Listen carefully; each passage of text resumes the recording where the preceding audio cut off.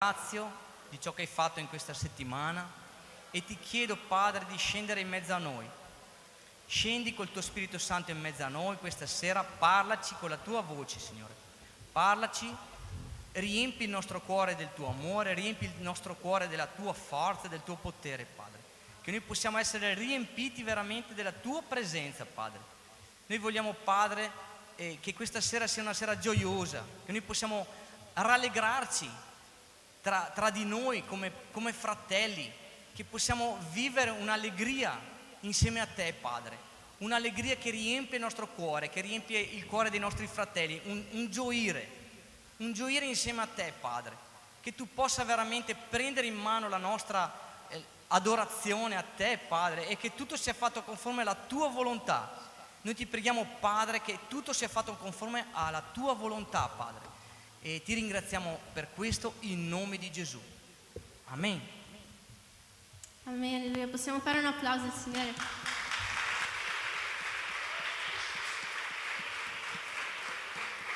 Non so voi, ma io sono estremamente felice di essere qua oggi. Sono molto felice anche di rivedere persone che sono tornate da viaggi missionari, dal Brasile, persone che ci stanno visitando oggi. Quindi vi voglio invitare, mentre noi canteremo questa prima canzone, di uscire dal vostro posto e salutare chi avete salutato, ma soprattutto chi non avete ancora salutato. Amen.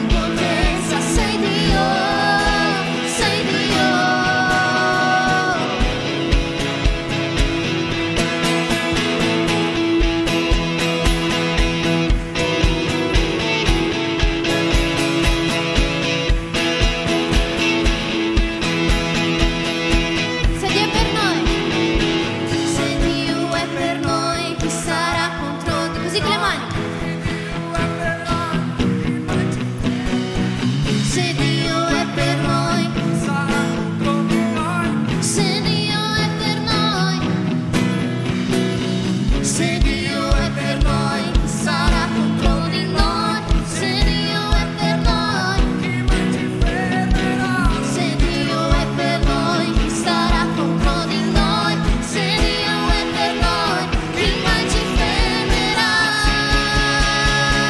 Chi mai ci fermerà? Tu sei Dio, tu sei Dio. Il nostro Dio è grande, il nostro Dio è al di sopra di ogni il Redentore.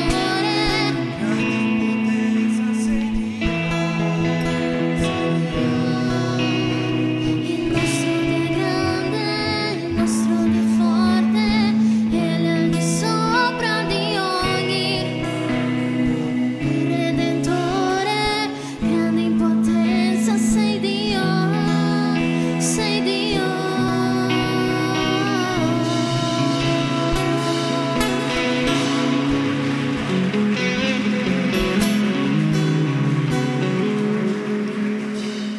Amen, alleluia. Alleluia. Ne abbiamo cantato che Dio è grande in potenza. Adesso noi canteremo riguardo al suo amore, il suo amore che ci impressiona ogni giorno, il suo amore che è capace di perdonare tutti i nostri peccati, tutte le nostre trasgressioni. Un amore che cancella tutto il nostro passato per permetterci di vivere qualcosa di nuovo in Lui. Ogni giorno noi troviamo qualcosa di nuovo nella sua grazia.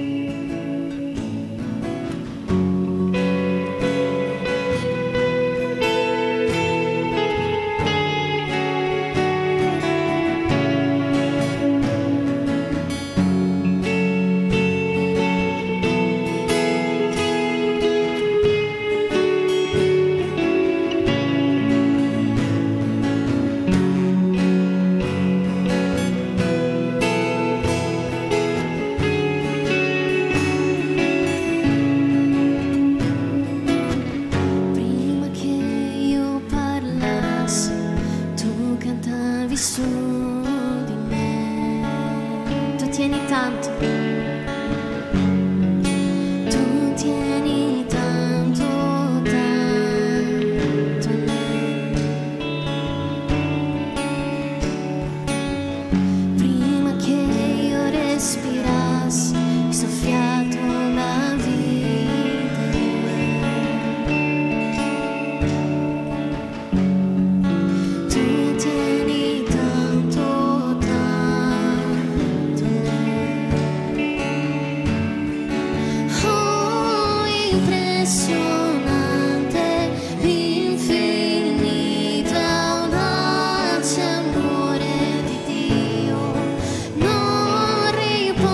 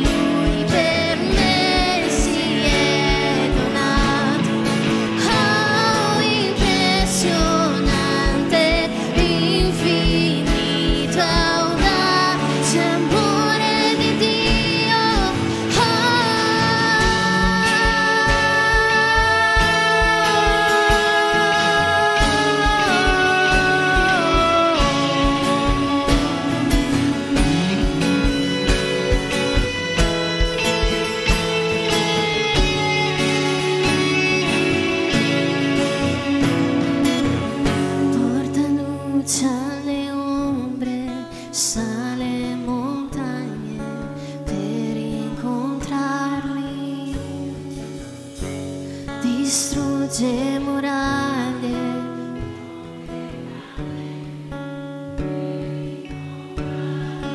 Porta luce.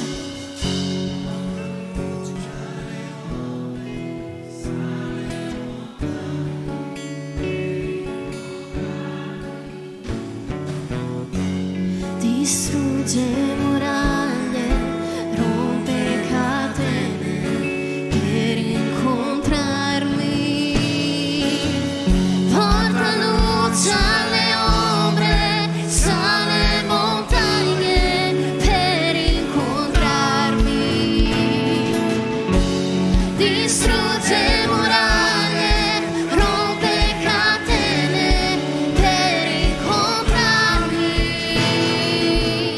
Porta luce alle ombre, sale montagne per incontrarmi. Distrugge muraglie, rompe catene per incontrarmi. Oh, impressionante, infinita audacia, amore di Dio. Non riposa con le 99, sei una. Non posso comprarlo e nemmeno merito, ma lui per me si è donato. Oh, impressionante, infinita audacia, amore. Oh, impressionante, infinita audacia, amore. Non riposa con le 99, sei. Non posso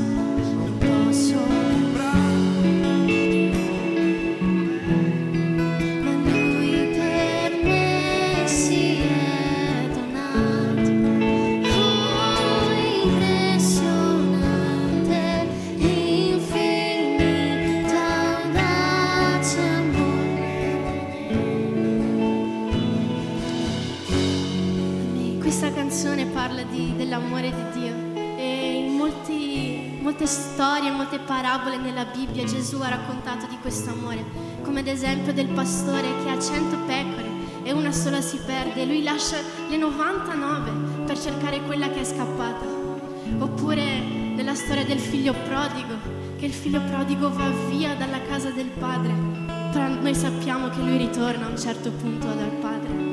E oggi, prima che iniziasse il culto, io stavo parlando con Fabiano e io mi sono sposata da poco e stavamo parlando di questo, del fatto che ogni matrimonio in un certo punto affronta delle difficoltà, affronta dei problemi, però sono questi problemi che ci fanno crescere, che fa crescere l'amore e lo fa diventare più forte.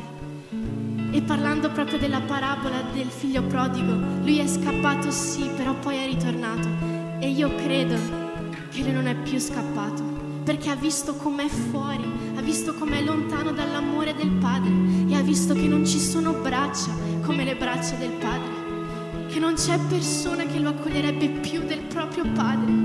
Quindi io dico a te che sei lontano, che sei quella pecorella smarrita, che sei il figlio prodigo che è andato fuori nel mondo a cercare qualcosa di meglio, che non c'è niente di meglio della presenza del Signore.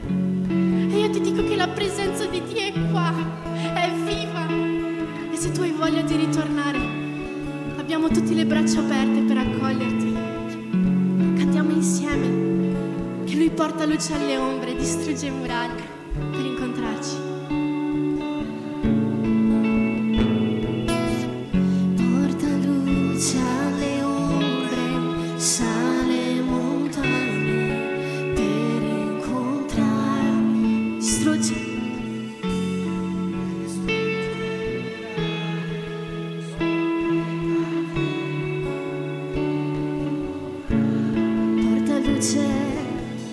Porta luce alle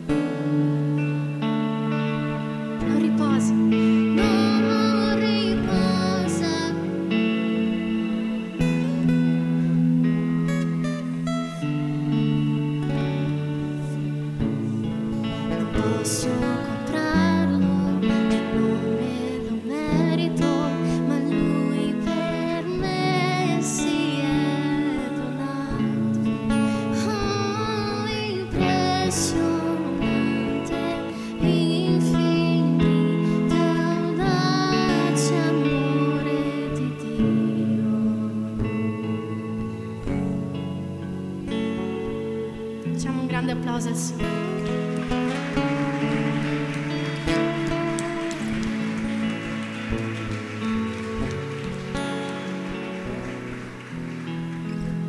A pace, Signore.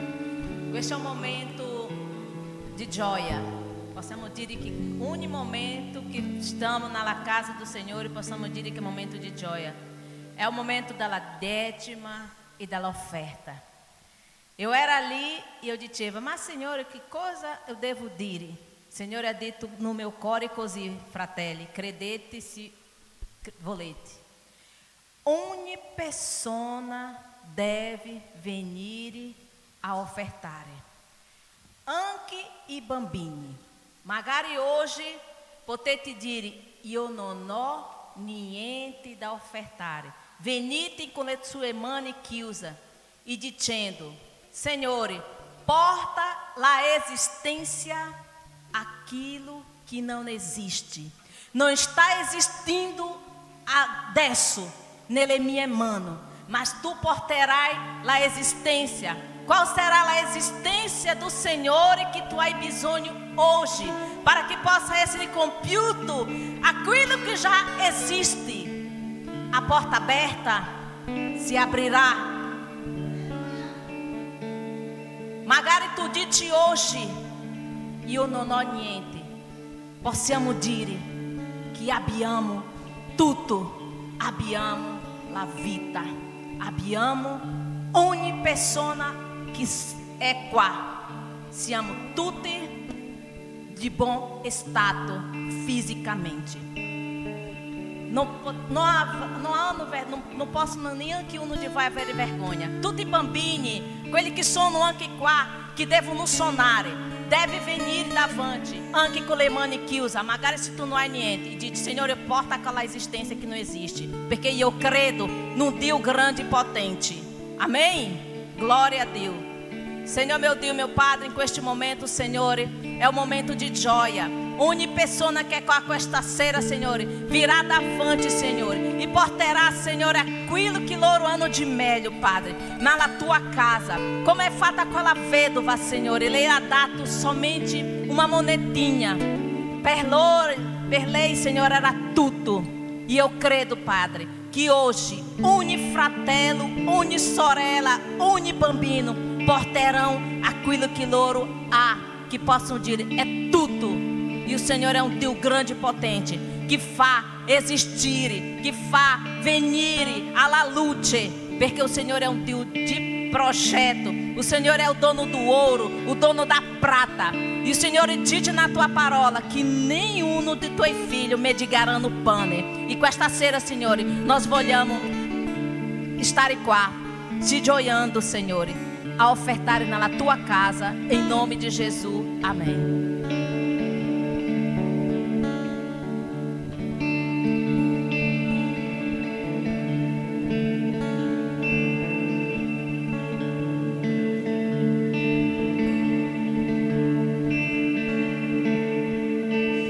Io ti aspetto qui, la mia porta l'ho chiusa per te. Sono qui, ti aspetto, vieni, fai quello che vuoi.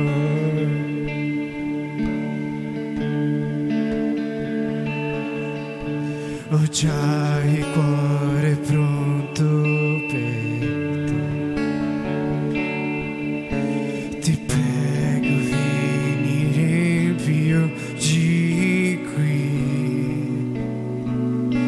Ti dono tutto ciò che ho e sono, e anche chi non sono.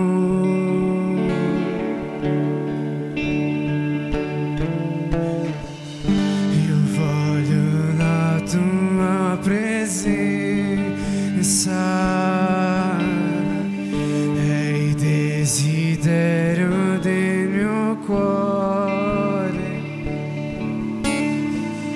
Voglio alzare a te la mia voce,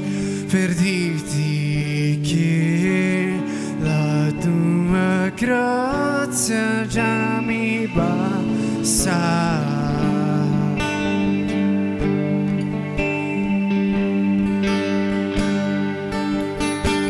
Io ti aspetto qui,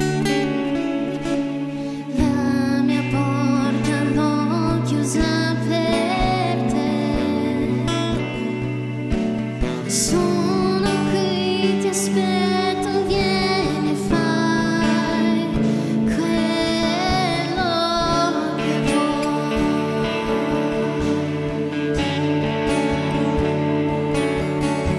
Ho già il cuore pronto per te.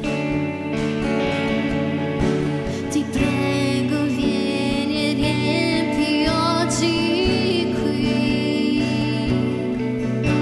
Ti dono tutto ciò che ho e sono, e anche chi non sono.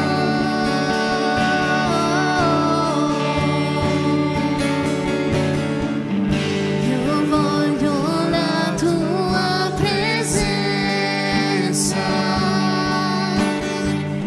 è il desiderio del mio cuore. Voglio alzare a te la mia voce per dirti che la tua grazia già mi basta. Io voglio la tua presenza, è il desiderio del mio cuore. Voglio alzare a te la mia voce per dirti che la tua grazia già mi basta.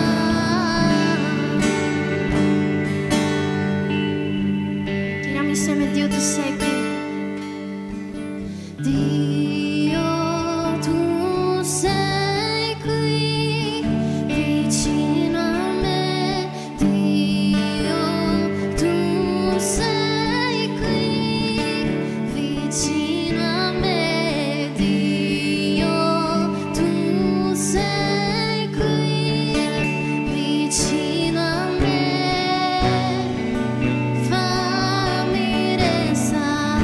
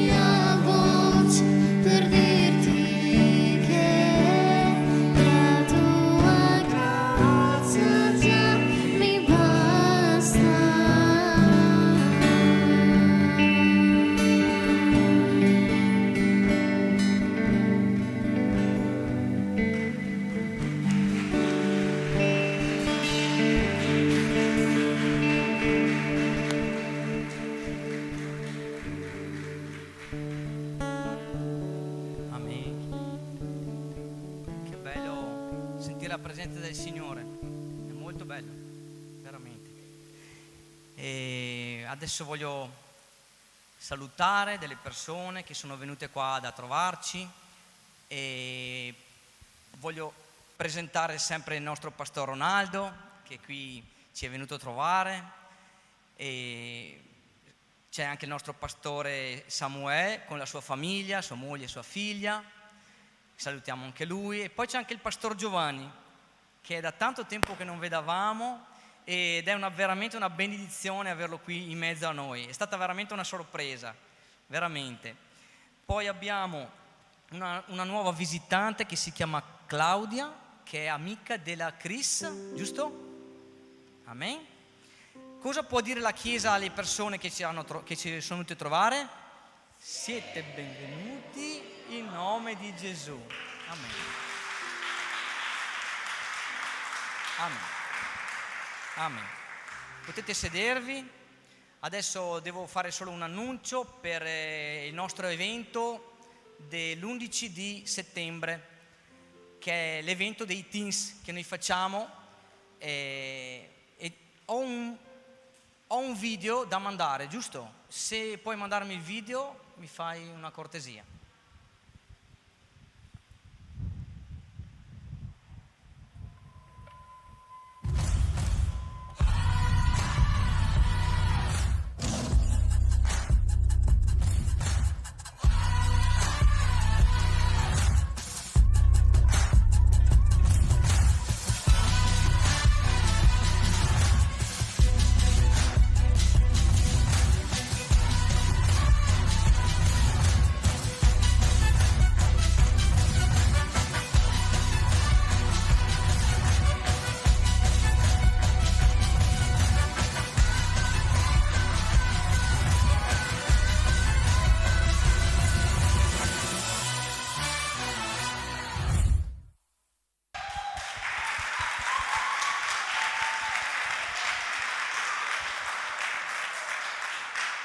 Lascia pure il banner, lascia pure questo banner. E niente, volevo sempre ripetere con voi che l'11 settembre vi voglio tutti qua. Teens, genitori, giovani, uomini, donne, perché questo sarà un evento per tutti, sarà un evento della comunità. E come avete visto ci saranno 3 premiazioni.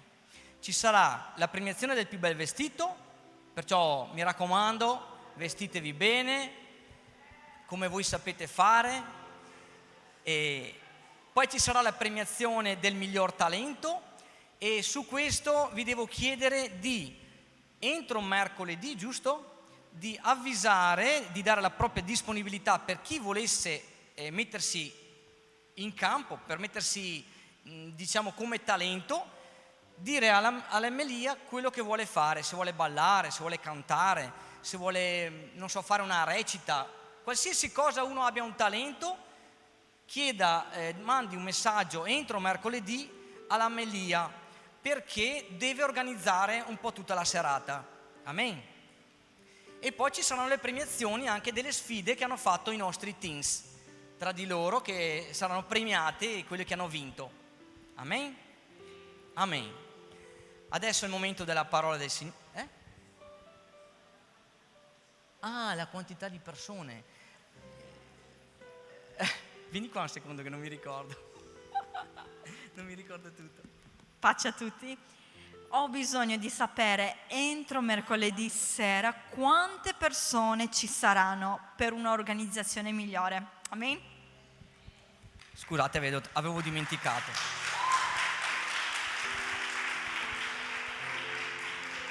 Amen. E questo è il momento della parola del Signore. Chiedo al nostro Pastor Samuele se vuole venire qua, che lui sarà colui che porta la parola. Che il nostro Pastor Samuele è una benedizione, conosciamo da tanti anni, è veramente un uomo che parlerà con noi. Io voglio fare una preghiera per lui. Se Alberto viene qua intanto a portare. Amen. Alziamoci in piedi, potete alzare le vostre mani. Padre Santo, io ti ringrazio, Padre, di aver portato qui in mezzo a noi il fratello Samuele. che Lui questa sera possa veramente essere la tua voce, che Lui possa togliere tutti i suoi pensieri, che entrino i tuoi, Padre, che noi vogliamo sentire la tua voce, Padre, tramite la sua vita, tramite la sua ispirazione a te, Padre, il suo rapporto intimo con te, Padre, che lo Spirito Santo in questo luogo possa scendere e avere libertà di parlare con noi, nel nostro cuore, e di ciò che abbiamo bisogno nelle nostre vite.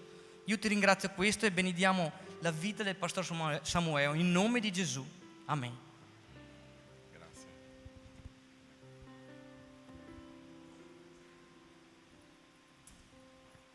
Cari fratelli e sorelle, che il Signore vi benedica, vi prego, accomodatevi.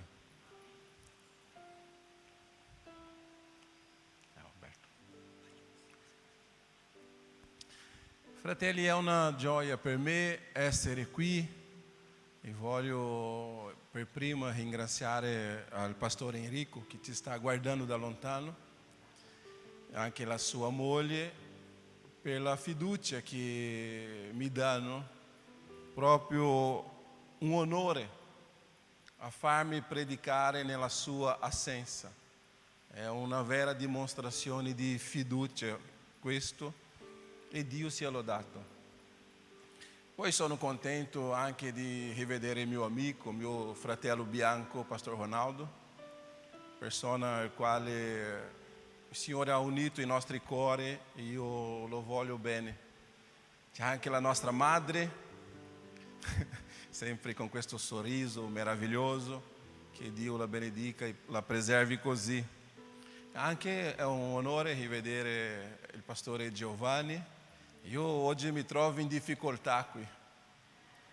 Ho anche detto al pastore Ronaldo, ma chiediamo a Giovanni di predicare oggi, perché sappiamo che lui ama la parola di Dio, è un studioso e senza nessuna ipocrisia sarei stato molto felice di ascoltarlo. Però mi è stato dato l'opportunità. E allora voglio darvi una buona notizia. Non stancherò nessuno, parlerò molto tranquillamente e non faremo troppo lungo, ok? C'è anche la moglie qua oggi accanto a me, per questo devo stare un po' più attento. Anche la mia ragazza che ha fatto 14 anni, e è una benedizione il nostro gioiello. Detto questo, fratelli, aprite le vostre Bibbie insieme a me nel primo libro dei re di Israele, capitolo 22, il versetto 34.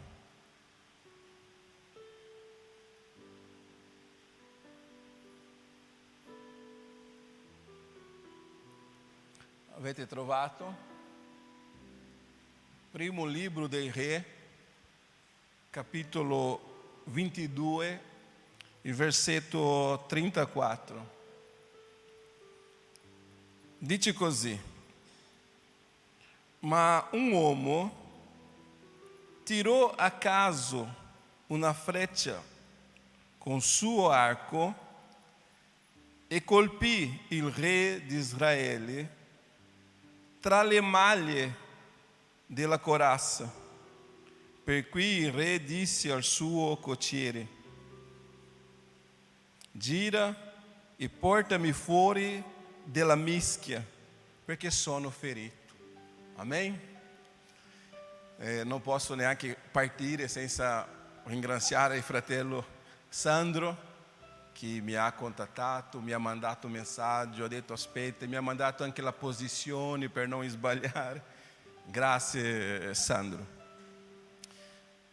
Alcune persone nei nostri giorni non piace che si faccia predica nell'Antico Testamento.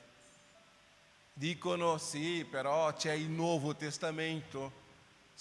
È vero, però non è vero, perché Paolo disse in Romani capitolo 15 versetto 4 che tutta la scrittura è stata data, lasciata per il nostro ammaestramento.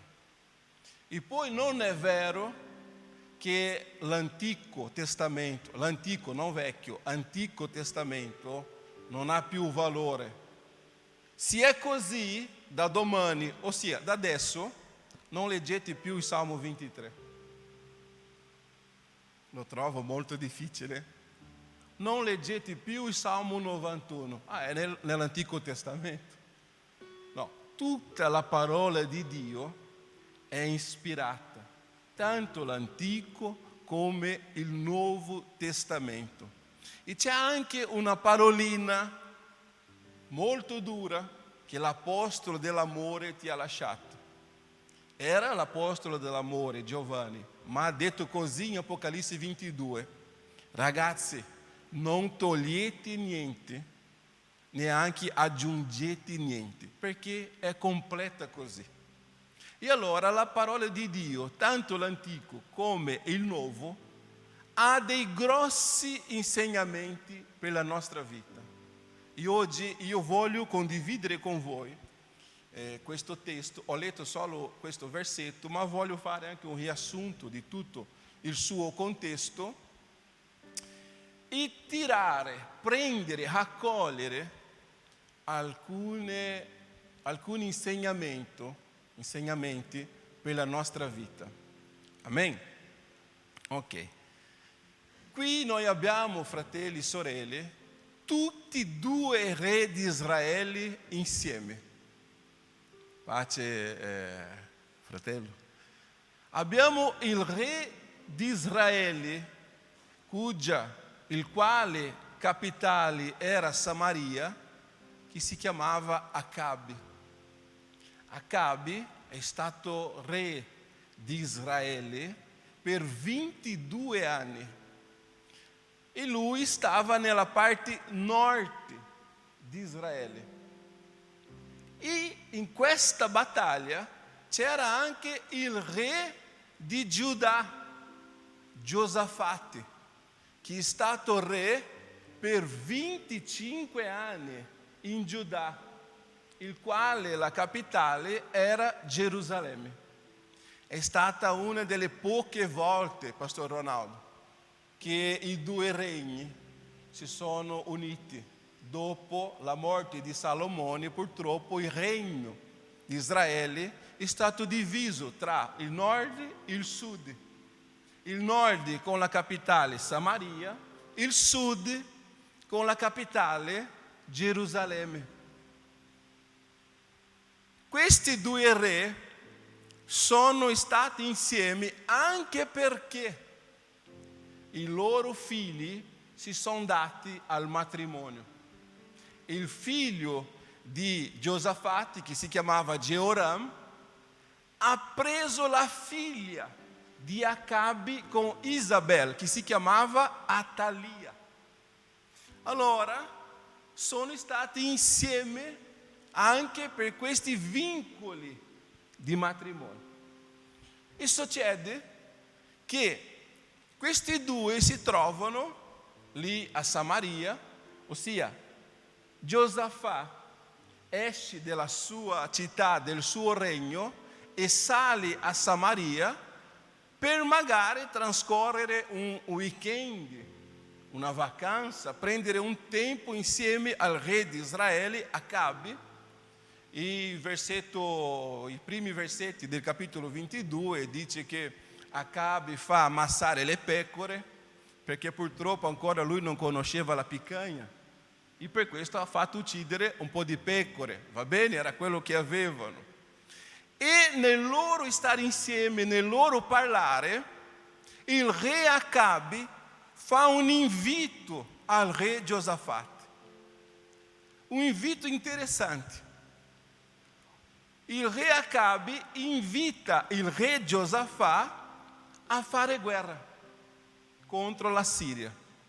Ma l'interessante, Pastor Giovanni, è che il versetto 1 del capitolo 22 dice che erano già passati 3 anni che non c'era guerra, era tutto tranquillo, era tutto sereno, era tutto in pace. Ma il re Acabe dice: andiamo a fare guerra. Cioè, io non so, ci sono persone così, no? Che vanno a cercare problemi. Ci sono persone che stanno sotto una tenda tranquilla, ma invece di rimanere lì, vanno a cercare problemi. Era tutto tranquillo, Giordano. Chi è che mi vuole leggere? Prima Re, capitolo 22, versetto 1.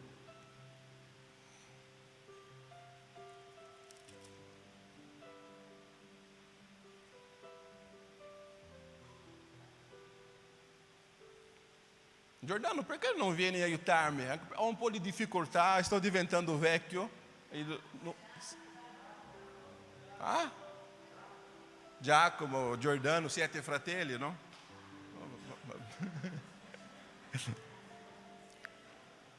Primo Re, capitolo 22, versetto 1. Chi è che può aiutarmi?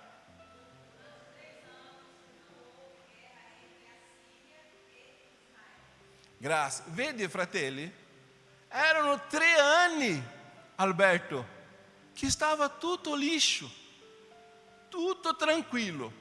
Ma Acabe disse a Giosafà: andiamo a fare guerra. Sai, fratelli, lasciatemi darvi con tutta l'umiltà e semplicità, fate attenzione alle vostre alleanze, con chi fate patto, con chi invitate a casa vostra. State attenti con quelle persone che ci stanno accanto, perché possono trascinarti nelle loro avventure e sventure. Vedi, un bel weekend di grigliata, uno tira fuori: andiamo a fare guerra. E a causa del vincolo che c'era, erano co-suoceri, come si dice in italiano, 2 suoceri? Co-suoceri? Non lo so. Quando ci sono 2 suoceri, come si chiamano? Quelli là. E allora Giosafà un po' è stato male in dire no, però ha detto: prima consultiamo l'Eterno. Qui ci sono 2 personaggi: il re Acabe, cuja capitale era Samaria. Qui c'è Giosafà, cuja capitale è Gerusalemme, ma ci sono anche 2 personalità diverse. Qui il re Acabe, un uomo estremamente carnale, e da questa parte un re estremamente spirituale, che non prendeva nessuna decisione, non faceva niente senza prima consultare l'Eterno. Sai, fratelli, sai perché noi spesso spacchiamo la testa? Sai perché spesso le cose nelle nostre vite, anche se abbiamo un Dio, vanno storto? Perché non abbiamo il coraggio o l'umiltà di, prima di prendere una decisione, consultare l'Eterno. Ma Giosafà no.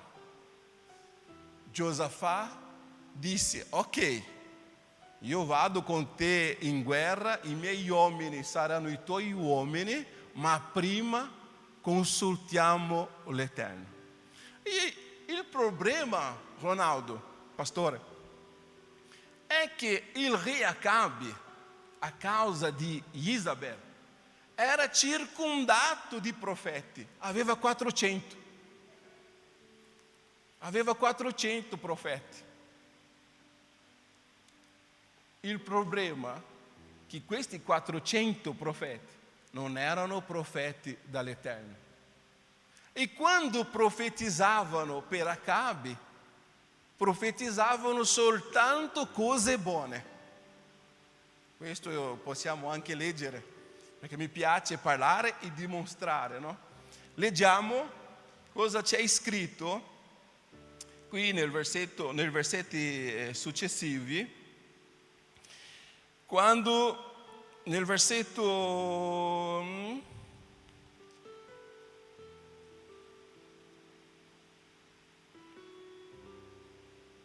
versetto 5 dice: Giosafà disse ancora al re di Israele: ti prego, consulta oggi l'Eterno e la parola dell'Eterno. Allora, versetto 6, allora il re di Israele convocò i profeti, in numero di circa 400 profeti, ma erano profeti falsi.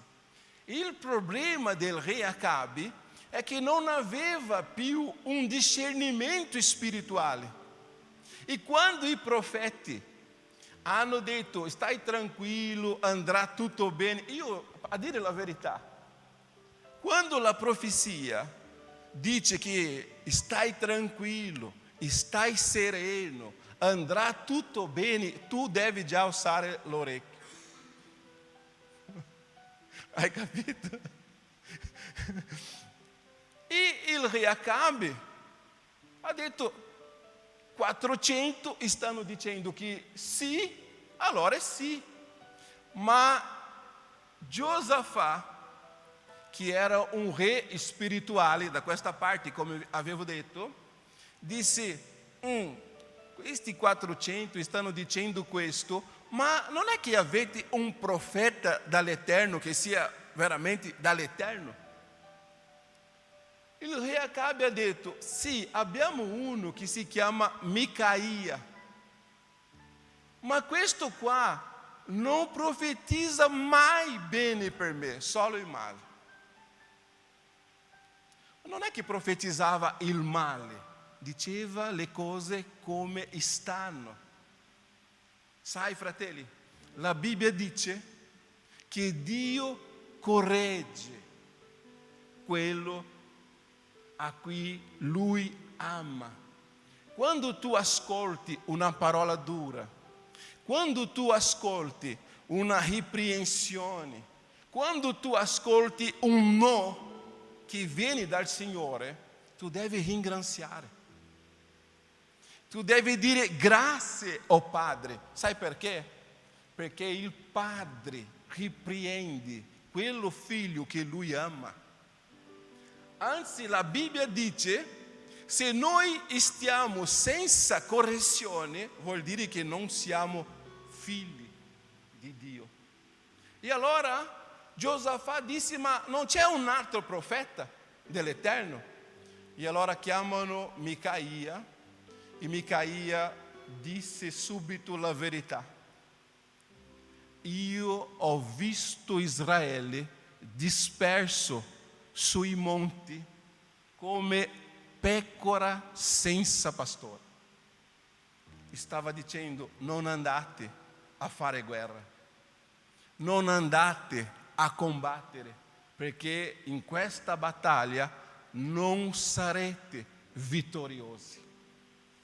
E il re Acabe ha trattato questo qui con durezza, ha chiesto di mandarlo in prigione e tenerlo là con acqua e pane. E ha detto così: quando io ritornerò dalla battaglia, allora vedremo cosa faremo. E Micaia ha ascoltato questa frase e ha detto così: se tu ritornerai vivo di questa battaglia, vuol dire che Dio non ha parlato attraverso di me.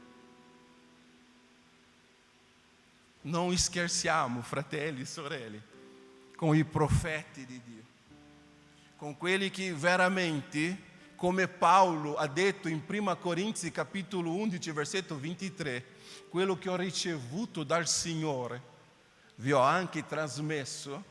Quando uno è così, stiamo attenti, perché Dio, quando parla, lo fa sul serio. Ma, come vi ho detto, è un'introduzione, voglio parlare di questa freccia. Come vi ho detto, Acabe ha fatto zittire questo profeta e ha convinto Giosafà, andiamo comunque. Però è stato furbo, Gabriela, perché lui sapeva che il re della Siria aveva dato un ordine ai suoi soldati: dovete uccidere soltanto il re di Israele. I soldati lasciate stare. Acabe, fratelli e sorelle, vedi come era furbo, vedi anche come si comportava nel confronto di Giosafà, che era il suocero della sua figlia. Sai cosa lui ha fatto? Sapendo che dall'altra parte volevano uccidere soltanto il re, ha tolto i suoi mantelli reali, ha messo un'armatura, come abbiamo visto poi che anche non ha funzionato, e ha lasciato Giosafà con le vesti reali. Hai capito il pericolo di avere certe amicizie? Che quando viene la difficoltà, quello si mette da parte e la bomba scoppia nelle tue mani. Sì, attento. Attenzione. Se alla fine di questa predica non avete magari compreso bene, almeno tenete questo presente, scegliete bene le vostre amicizie. Almeno questo. So che il Signore ha altro per noi, ma prendete questa chicca. Scegliete bene le vostre amicizie. E allora il re ha fatto questa furbizia, ha tolto il suo mantello reale e ha lasciato il Giosafà con i suoi. E si sono imbattuti nella mischia, nella battaglia, nella guerra. E subito i soldati sono andati verso quello che c'era il mantello, Giosafà. E Giosafà, che era un cristiano, un fedele, cristiano dopo che Gesù, è soltanto dopo la morte di Gesù che si può dire che ci sono i cristiani, ma un servitore dell'Eterno, vedendosi accerchiato, gridò a Dio e Dio lo ha ascoltato. Guarda, fratelli e sorelle, noi abbiamo un Dio che quando noi ci rivolgiamo a Lui, Lui ci ascolta.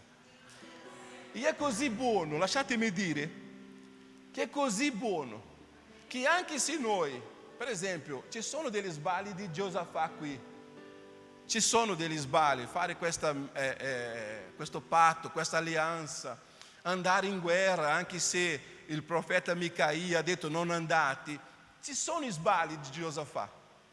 Il problema è che Giosafà aveva credito, aveva una vita di comunione con Dio. E quando si trova in mezzo lì ai soldati, lui grida all'Eterno e Dio lo ascolta. Il Salmo 115 dice che gli idoli delle nazioni sono cose vane, hanno orecchi ma non ascoltano, mentre il nostro Dio ascolta. I dei delle nazioni, idoli, hanno occhi ma non vedono, ma il nostro Dio vede e vede bene.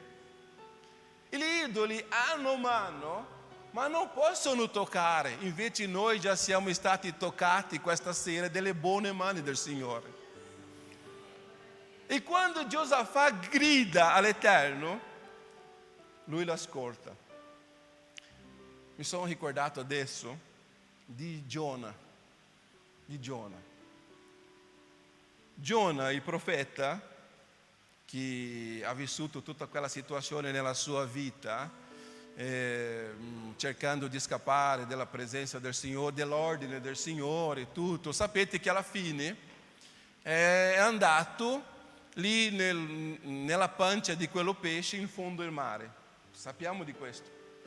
In Giona capitolo 2, Giona disse così: quando io stavo per morire, quando l'anima mia veniva meno, mi sono ricordato dall'Eterno. Io ho gridato a Lui e Lui mi ha ascoltato. Allora, Sì, dopo facciamo un gloria a Dio e ringraziamo. Però voglio parlarvi, fratelli, di un grido sincero e un grido religioso. Il grido sincero, fratello, è quello che non ha a che vedere con la posizione. No, tu devi pregare di ginocchio. Guarda che tu devi avere il capo chinato. Guarda che devi tenere le mani così. No, niente di questo.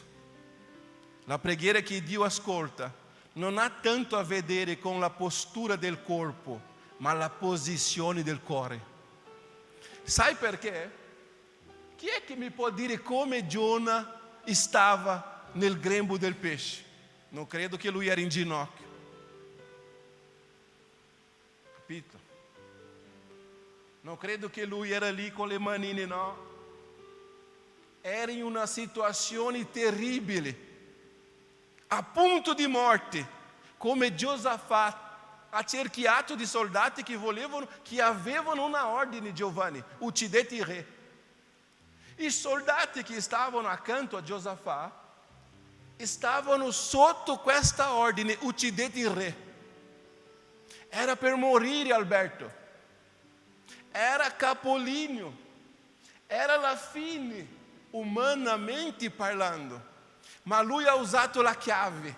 Ieri ho parlato con i fratelli di Milano sulla chiave che va messa nel cuore di Dio, la chiave della preghiera, la chiave del grido. Lui ha gridato, in pochi secondi erano già tutti lì attorno a lui. Giosafà grida, Dio ascolta. Dio ascolta e cambia la situazione. E Giosafà, anche ricevendo risposta di Dio, dice anche: guarda che io non sono il re di Israele, sono il re di Giuda. E allora i soldati si disperdono, e quando erano già un po' anche scoraggiati, succede quello che abbiamo letto. Ecco, siamo arrivati. Quando Giosafà scappa, e allora i soldati non riescono a discernere chi era il re di Israele, Acabe, perché sicuramente c'era anche l'elmo, non si riusciva a capire. Un soldato, come abbiamo letto nel versetto 34, leggiamo qua il versetto 24. Leggiamo il versetto 34, perché è la base della nostra predica. Ma un uomo tirò a caso una freccia con suo arco e colpì il re di Israele tra le maglie della corazza, per cui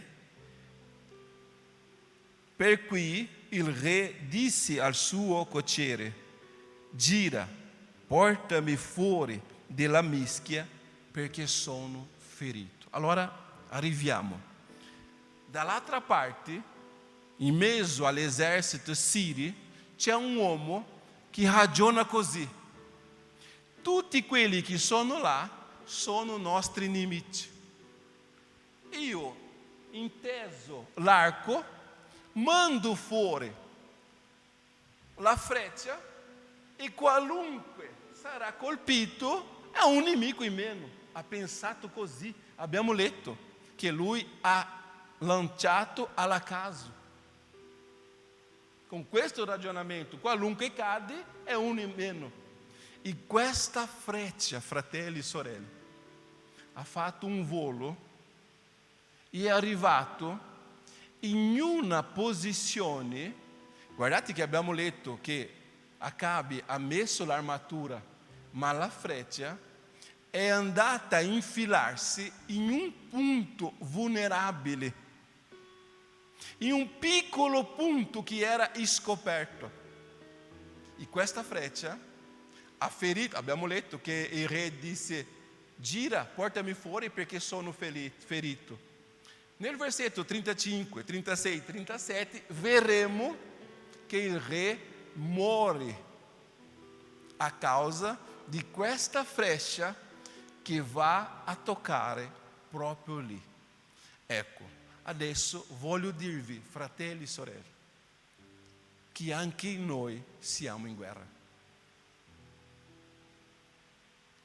Anche noi siamo in guerra.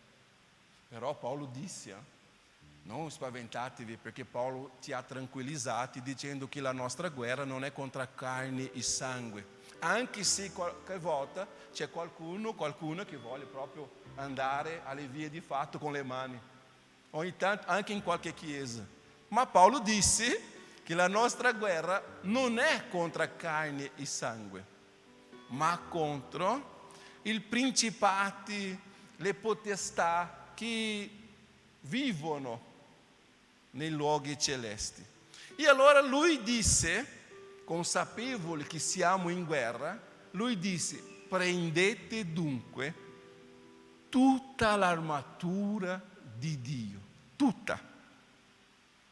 Magari Paolo, un estremo conoscitore delle scritture, era al corrente di questo fatto, che una freccia alla caso ha ucciso un re. E sai, io voglio dirvi tutto. A che ora devo finire? A che ora devo finire, Sandra? Di solito a che ora finisce il culto?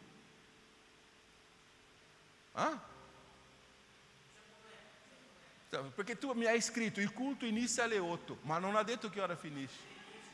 Ok, buono. È un scherzo. Sai, io ho imparato una cosa, Pastor Ronaldo, che una predica non può essere durante 40 minuti dritta, secca, perché stanca i fratelli. Stanca. Allora ogni tanto si deve spaccare il ghiaccio, si dice. Ecco, l'ho fatto adesso, capito? E Paolo disse che dobbiamo prendere tutta l'armatura, perché noi siamo in guerra. Anzi, Paolo usa molto il linguaggio di guerra. Paolo dice a Timoteo: tu cerca di essere un buon soldato di Cristo Gesù. E poi dice: guarda che un soldato non deve mischiarsi nelle faccende, avere problemi con le faccende di questo mondo. E poi lui disse anche, quando stava scrivendo le sue ultime parole, lui dice: ho combattuto il buon combattimento. Ha sempre usato un linguaggio di combattimento, di guerra. Ha parlato anche delle armi. In 2 Corinzi capitolo 10 versetto 4, lui dice: le armi delle nostre milizie non sono carnali, ma sono potenti in Dio per distruggere le fortezze di Satana. Allora è un contesto dove lui sempre ha detto che siamo in guerra. Sì, fratelli, noi siamo in guerra perché c'è una forza dall'altra parte, e qui c'è il segreto, magari l'apice di questo messaggio. Noi siamo in guerra, però l'inimico che è là fuori e che vuole entrare anche dentro non attira le sue frecce alla caso. No. L'inimico di Acabe ha gettato la freccia alla caso, ha fatto punto. Ma il nemico nostro là cercherà proprio di centrare, mirare i nostri punti deboli, i nostri punti scoperti. E credetemi, fratelli, io non voglio essere l'ipocrita del giorno. Tutti noi abbiamo i nostri punti deboli. Dobbiamo, sai, per 2 anni abbiamo dovuto indossare una maschera. Ma purtroppo ci sono quelli che hanno indossato la maschera sempre. La maschera della estrema santità. Senza Gesù noi non siamo niente. Tutti noi siamo uomini deboli, abbiamo le nostre battaglie e dobbiamo chiedere al Signore: aiutaci, nascondimi, metti su di me tutta la sua armatura affinché possiamo spegnere, come Paolo disse, prendete anche l'elmo, il scudo della fede, con il quale potrete spegnere tutti i dardi infuocati di Satana. In 5 minuti, e poi finisco, voglio parlarvi di 3 dardi infuocati che Satana cercherà di buttare in quello punto debole lì. Io so i miei, voi sapete i vostri. Il dardo del disanimo. Non ho mai visto, magari il pastore Giovanni, anche lui, il pastore Ronaldo, sono tanti anni nella chiesa, non ho mai visto tanto scoraggiamento. Non ho mai visto tanto disanimo. La perdita dell'entusiasmo, della gioia, della voglia nel servire il Signore. Ogni cosa, oggi, che lo facciamo, c'è bisogno che il pastore stia lì, che faccia anche di queste, come si chiama questo? Questa pubblicità che avete fatto, no? Cerca di dare sprono, cerca di spingere, perché la freccia del disanimo, dello scoraggiamento sta colpendo molta gente.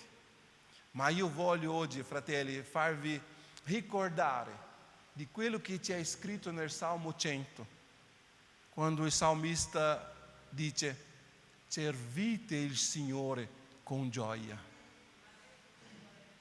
Cioè, è incredibile, fratelli, come noi siamo così scoraggiati che veniamo in chiesa, come stiamo andando magari in un punto di incontro o in una riunione qualunque. Fratelli, noi siamo qui oggi perché, come è stato anche cantato nella bellissima lode, il Signore, vi ricordo, so che lo sapete, il Signore ti ha scelti. Il Signore, Gesù ti ha chiamati. Eravamo perduti, non c'era speranza in noi, eravamo già con il timbro del passaporto già collegato su di noi, con destinazioni all'inferno.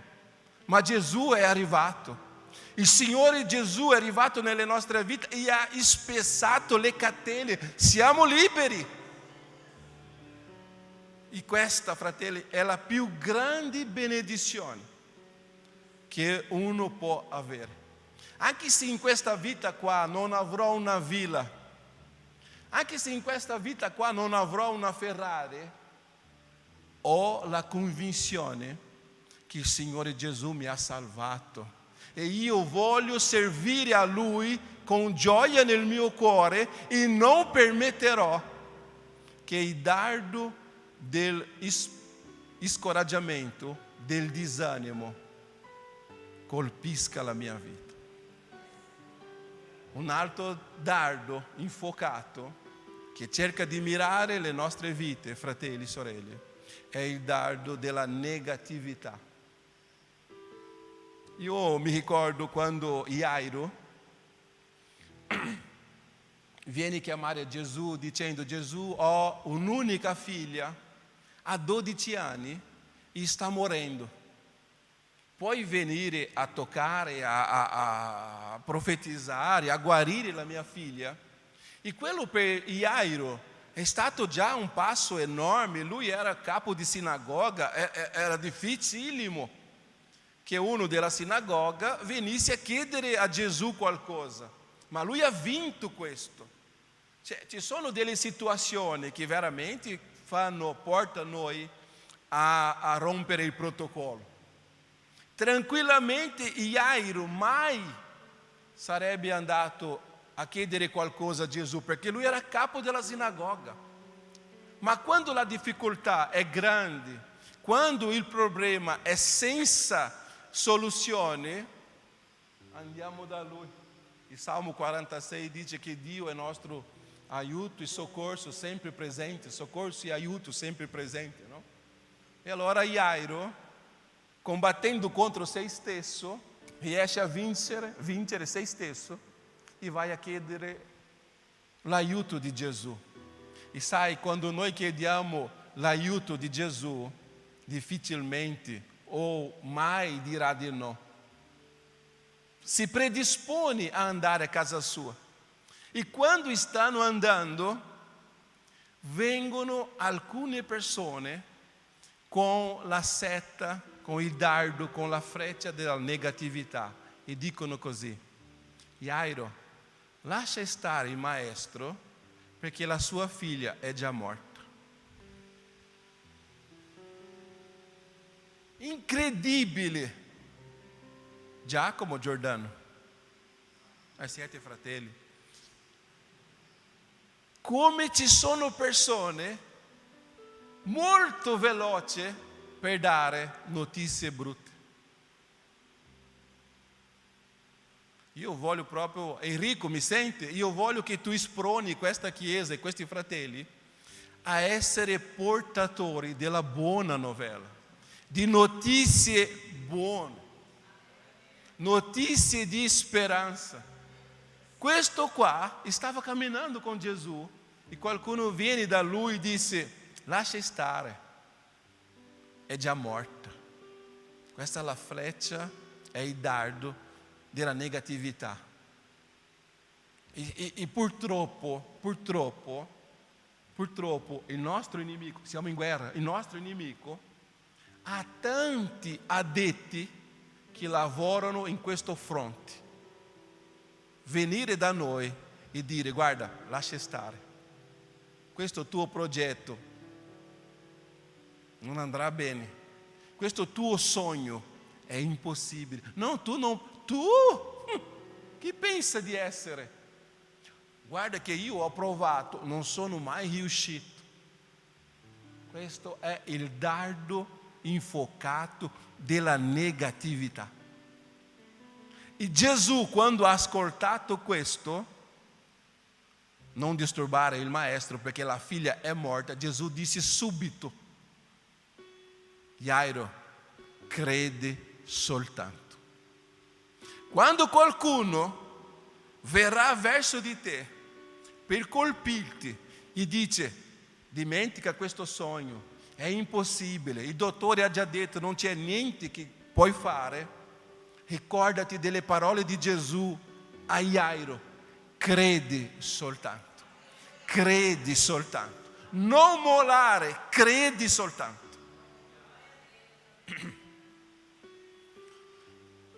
L'altro dardo lo lasciamo per il prossimo invito.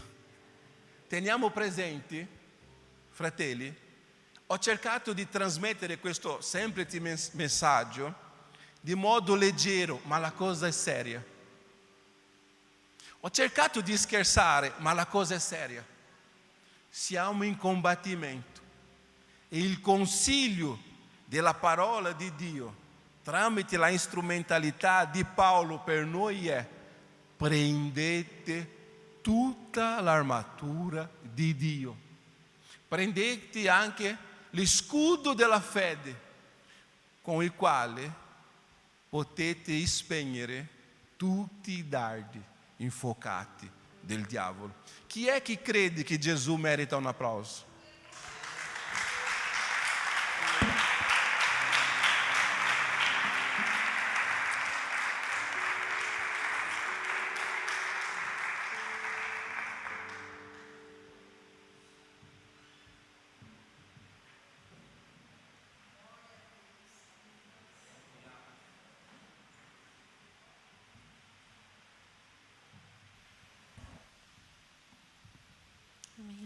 Possiamo alzarci in piedi.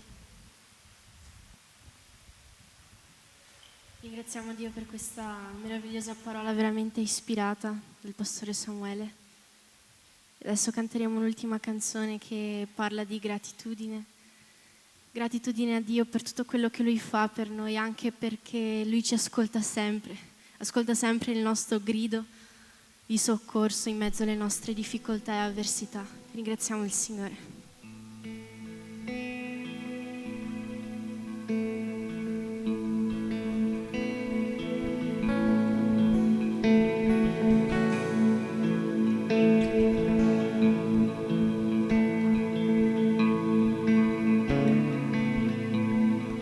Le parole non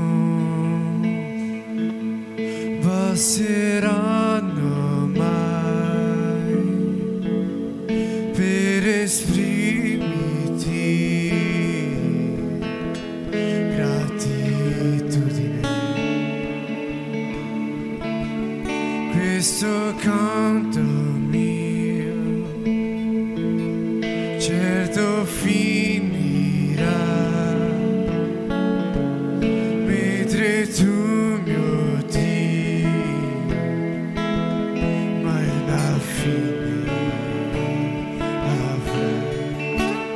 Le mie mani alzerò e loderò ancora te, perché ciò che ho è un alleluia,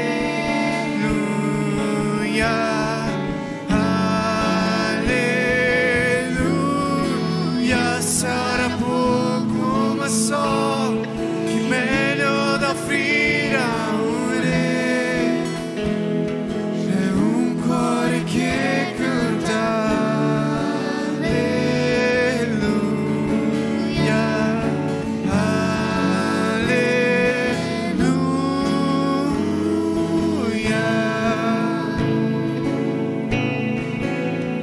le parole no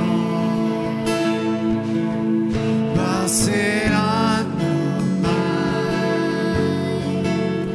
per esprimerti gratitudine. Questo canto mio certo finirà, mentre tu mio Dio mai una fine avrai. Le mie mani alzerò e loderò ancora te, perché ciò che ho è un alleluia, alleluia. Sarà poco ma so che meglio da offrire a un re è un cuore che canta alleluia,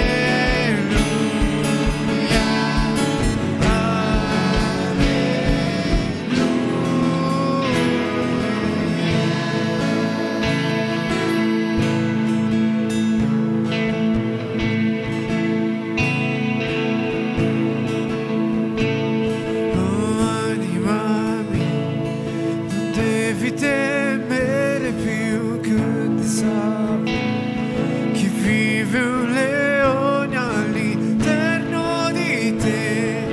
Oh, sentilo da Dio. Oh anima mia, non devi temere più che ti saprà che vive un leone all'interno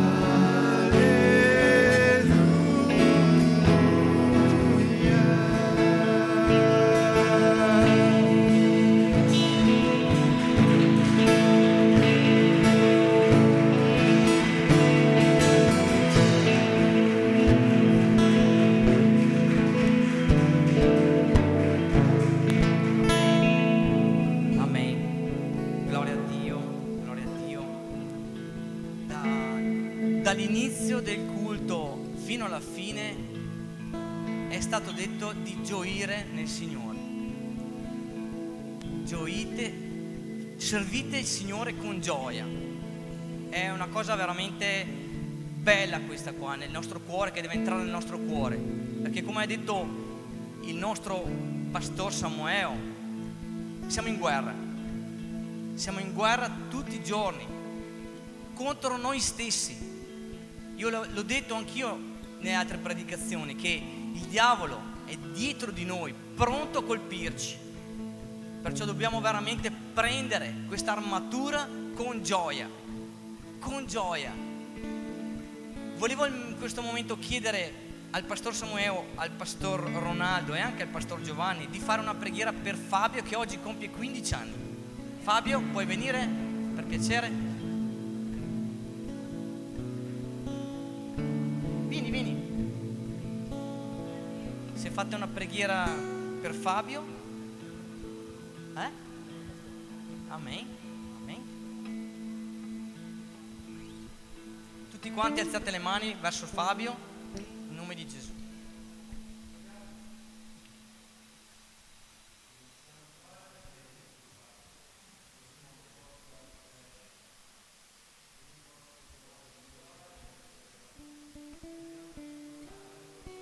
In nome di Gesù, Signore.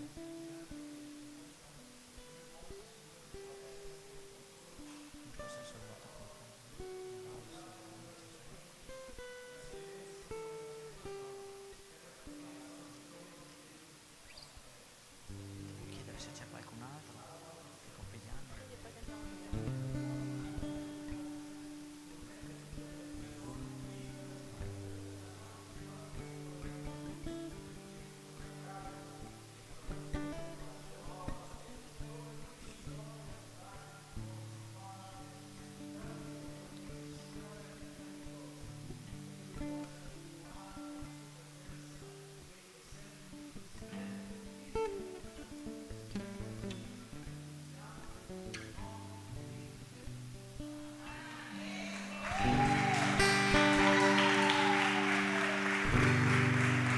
C'è qualcun altro che compie gli anni in questa settimana?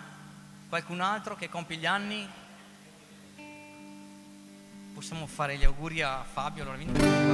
Tanti auguri a te. No, Dio ti benedica. Tanti auguri a te. Tanti auguri a Fabio. Tanti auguri a te. Parabéns pra você nessa data querida. Muitas felicidades, muitos anos de vida.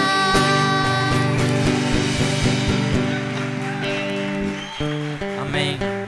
Dio benedica Fabio, che è veramente un ragazzo d'oro, veramente. Dio ci sta aiutando tanto con lui, veramente. Vi ricordo che c'è la cantina, abbiamo gli hot dog a 5 euro l'uno, chi ha fame può servirsi dopo che abbiamo finito.